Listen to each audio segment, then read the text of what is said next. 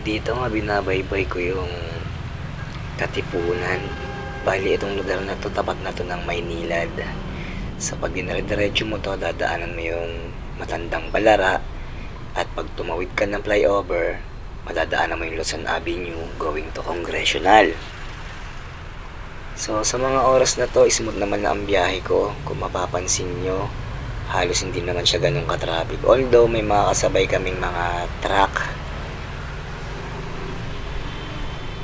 Ayan nga paglagpas namin ng Maynilad. So, yung overpass na yan, pag kumaliwa ka, pa-UP Diliman. Okay, so ito na.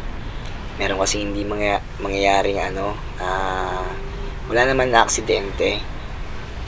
Pero para sa akin, malapit na siya sa aksidente. At ang masama nun, pasadya pang gagawin ng tao. So, delikado yung gantong klaseng tao, lalo't malaki yung dala niyang sasakyan. Pagmasdan nyo yung truck na yan, mga kabukyaw. Yan. Kung mapapansin nyo, magkabila ang dulo kami niyan. Yan.